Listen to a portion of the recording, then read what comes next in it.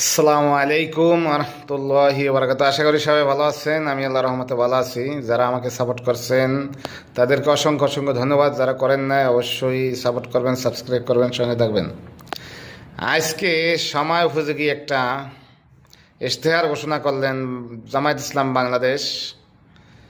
আমি একজন সাধারণ মানুষ হিসেবে আমি মনে করি যে ইশতেহারের একটা বাংলাদেশের জনগণের আশা আকাঙ্ক্ষা পূরণ হইবে বলে আমার মনে হয়।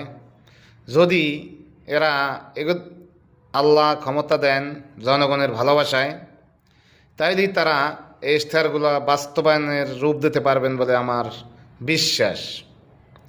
আপনারা জানেন অতীতে অনেক দল আইসে গেছে, ইশতেহার দিয়েছে, কিন্তু ইশতেহার পূরণ করেন নাই, করার সক্ষমতা ছিল না। কিন্তু ভোটের আগে মানুষের মাঝে মুখের বুলি বইলে গেছে, যেটা বাস্তবতা।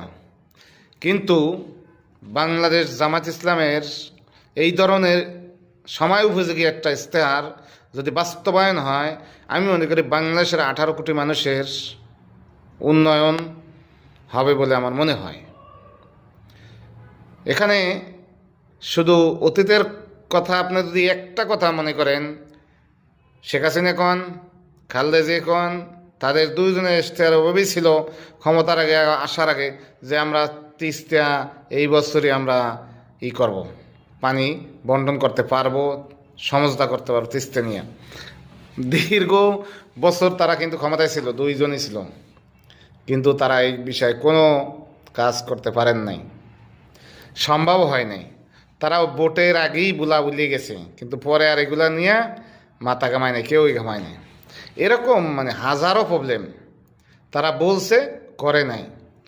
আমি বিশ্বাস করি তারা যদি জামায়াত ইসলাম বাংলাদেশে ক্ষমতা আসে, জনগণ যদি ভালোবাসায় ভোট দেয়, তাদের সমর্থন জানায়, আল্লাহর পক্ষ থেকে হুকুম আসে, আমি মনে করি ইনশাআল্লাহ তারা 100% তাদের ইশতেহার পূরণ করবে।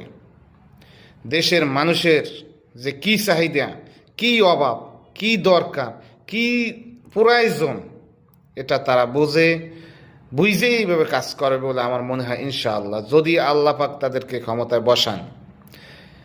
এই জন্য আমি প্রায়ই বলি যে সকল দেশ এবং প্রবাসী ভাই বোনরা যারা প্রবাসে আছেন, তারা আপনাদের ফ্যামিলির কাছে বলবেন ইনশাআল্লাহ ইনসাফের পক্ষে এই বছর যেন ভোটটা দেয়।